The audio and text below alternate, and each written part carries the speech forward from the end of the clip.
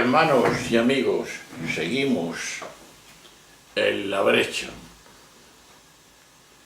sobre la violencia y nos estamos metiendo sobre los derechos de la mujer y del hombre, que son iguales, y decimos que la religión tuvo la culpa. Ya afirmamos que la religión es muy peligrosa. No es la causa del fuego, sino la gasolina que hace aumentar el incendio. La religión es muy peligrosa.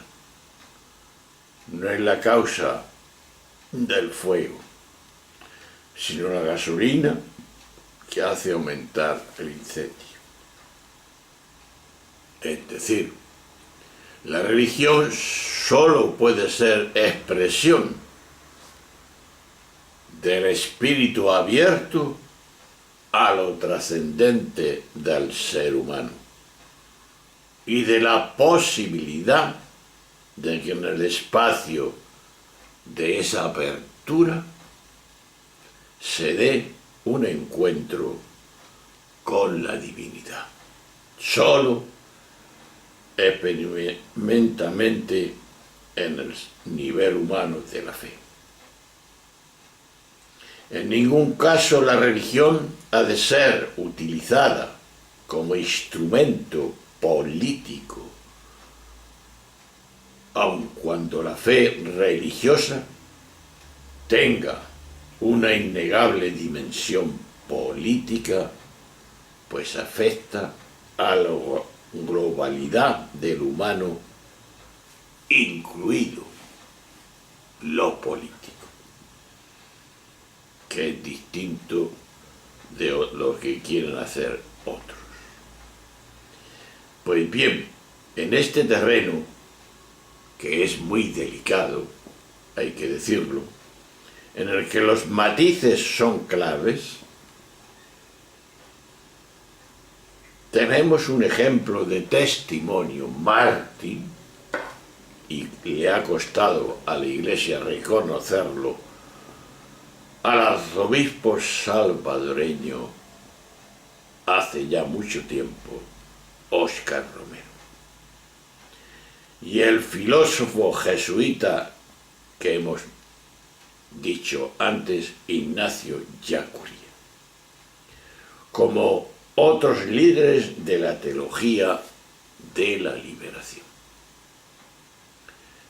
Se desarrollaron una reflexión política desde la fe cristiana que les llevó a fraternizar, a reivindicar un mundo más humano, con una estructura económica y política justa y no injusta como está.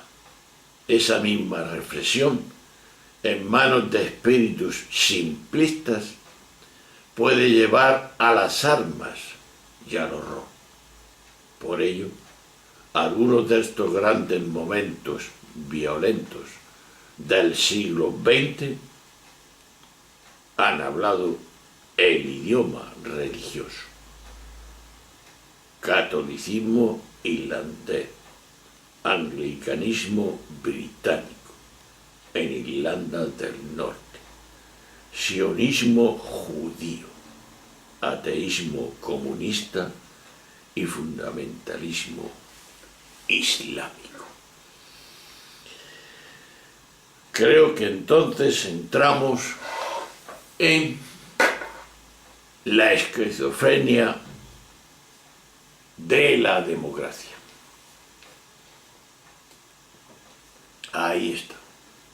Ya te decía yo en tiempo que yo no creía en la democracia tal como está, porque divide. Pienso que debemos de ir hacia una autogestión,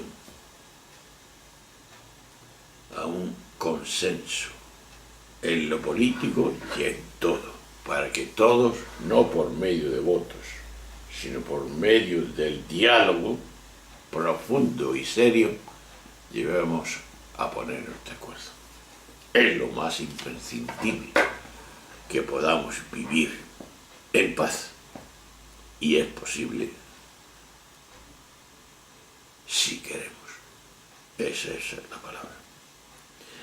Bien, existe una esquizofrenia de la democracia. Se supone que la democracia es una protección contra la violencia, en general contra la agresión arbitraria de un grupo hacia otro. En el sistema democrático, todos los ciudadanos son iguales ante la ley y la agresión indebida de unos a otros es penalizada con la cárcel. Pero la democracia vive de manera esquizofrénica, pues se viste de pacifismo en sus grandes galas, mientras que a diario lleva uniformes de combate.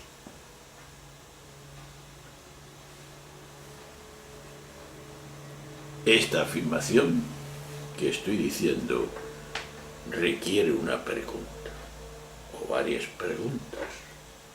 ¿Alguien duda de que los Estados Unidos sea una democracia? Ya a estas alturas, ¿alguien ignora todavía la aplicación de los gobiernos norteamericanos con el mantenimiento durante décadas de dictaduras de horror por todo el mundo? Asia, América Latina, Israel frente a los palestinos, etcétera, etcétera. Y en el gran negocio de las fábricas de armamentos, incluidas las minas antipersona, ¿alguien duda de que Francia sea una democracia? Y a estas alturas todavía hay alguien ignorante el papel de los gobiernos franceses en el horror en que se ha convertido el continente africano. ¿Qué me dices? Yo afirmaría que vivimos en democracias esquizofrénicas, propias de películas de terror, humanistas de día y sangrientas de noche. Las democracias tienen muchos pecados que confesar en el tenor de la violencia. No es cierto que la violencia haya sido provocada solo por regímenes totalitarios. No. Las democracias también han participado en la violencia. Han apoyado desvergonzadamente regímenes dictatoriales y han hecho negocios de armas con los gobiernos más sangrientos. Y han fabricado armas y están fabricando, por desgracia, armas contra todos los violentos. Mira Siria, alimentada por la misma España, y hay que decirlo. Así cuando la ministra de la guerra dijo que había que montar el tanto por ciento que se le da para la guerra, da vómito el oírlo.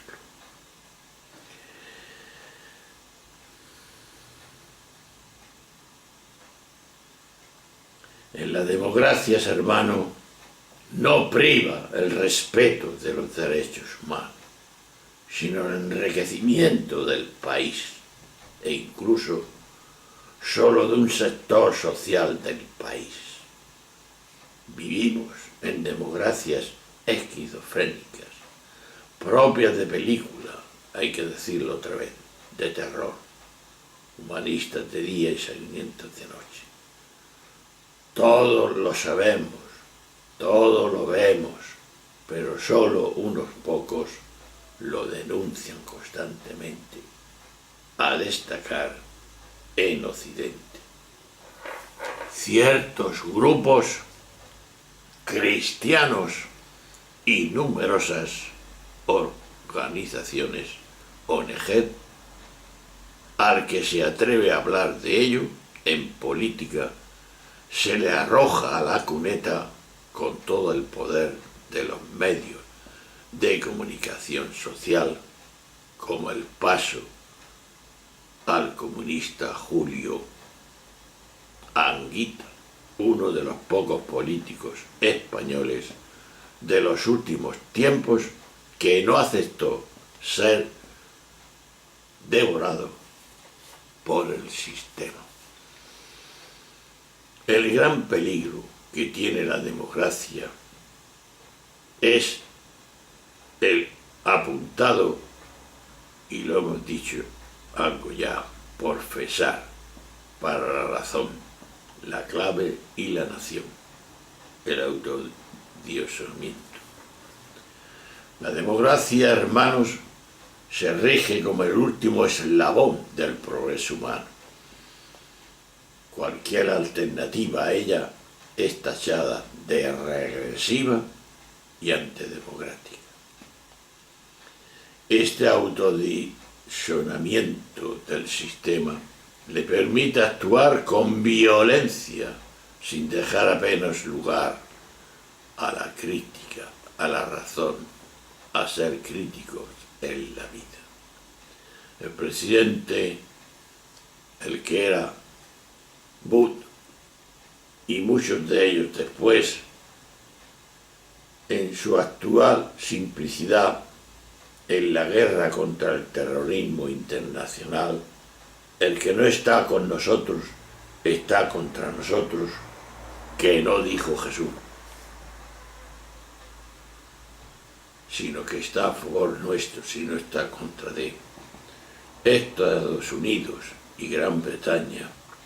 Pueden bombardear en cualquier rincón del mundo e incluso apoyar abiertamente a políticos nefastos como Ariel Sharon.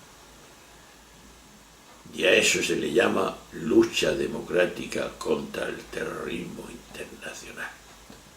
¡Qué blasfemia, hermanos! En cambio, el que hace lo propio, y a eso le llaman simplemente terrorismo, ¿cuál es la diferencia?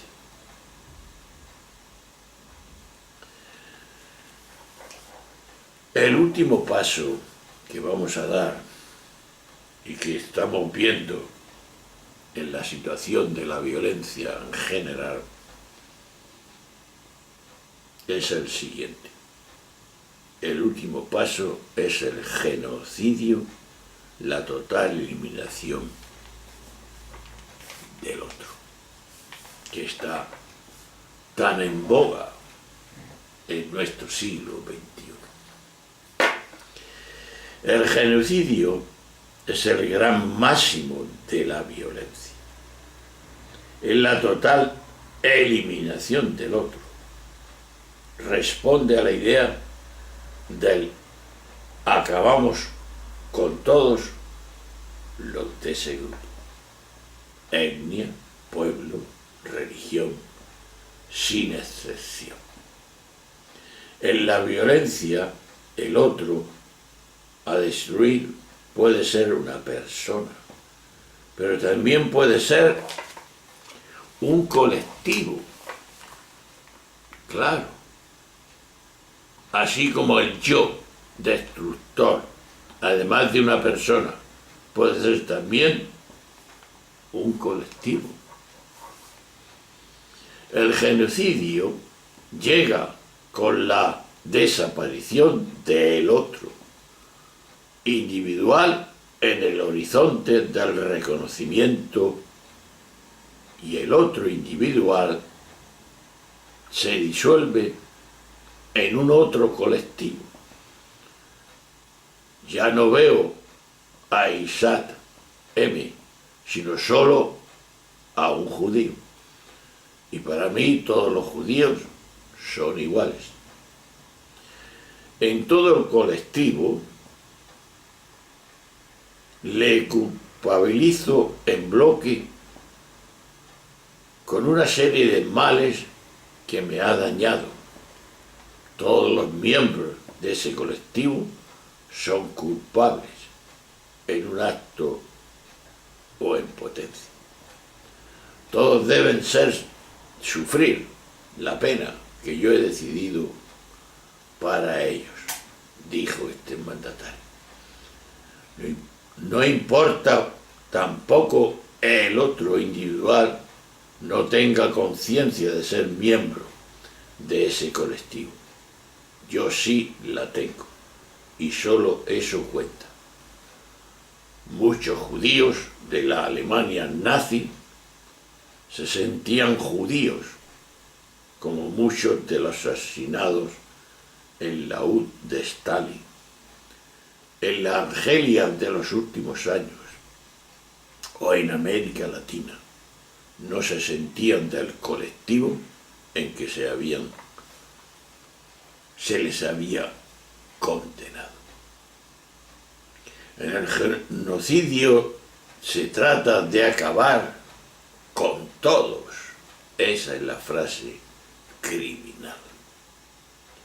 Y si esto no es factible, de infligir el mayor mal posible del que ese colectivo tarde en recuperarse. Suele haber un ensanchamiento especial con los más débiles, porque son los que despiertan mayor ternura en el otro. Mujeres, incluso embarazadas, niños, bebés, ancianos. Hay un deseo de hacer sufrir y no solo de matar, como fue el caso concreto del sadismo de los militares nazis, serbios y latinoamericanos. Contra las apariencias, los genocidios pocas veces responden a decisiones en caliente, como la matanza del Sikh por parte de los hindúes en la India, tras el asesinato de Indira Gandhi. Al contrario, surgen decisiones tomadas fríamente en despachos importantes, cuando lo único que interesa es exterminar al enemigo. Solemos ver el genocidio como un atentado a nuestro espíritu, y sin embargo no es más que la consecuencia lógica de esquemas mentales que aceptamos abiertamente a diario. En nuestro comportamiento cotidiano utilizamos sin rubor la división del mundo en los míos, los enemigos de los míos, los que me son indiferentes. Una vez más, asumido este esquema, como hemos visto, surge el discurso justificante del bienestar de los míos y del merecimiento malestar de mis enemigos. Para apoyar esta mentalidad, la industria americana produce cada año docenas de películas machaconamente divididas entre vuelos y manos, que serán vistas por todos los continentes, en el que la violencia, los malos resultan injustificables, mientras que la de los buenos están más que justificada. El deseo de desaparición de todos los malos no es más que la cuna del espíritu paranoico y genocida que cobró vida en Hitler, Stalin, Pol Pot, Reagan, Milosevic y Kennedy. Así dicho, esa es la realidad, hermano. Así terminamos este vídeo para empezar como final en hacer un vídeo que resuma un poco todo lo dicho, que sería con un título bastante conclusivo. Olvidos de hoy, guerras del mañana. Este será el último vídeo del trato de la violencia en el mundo. Nos vemos en la próxima sesión. Adiós, hasta luego.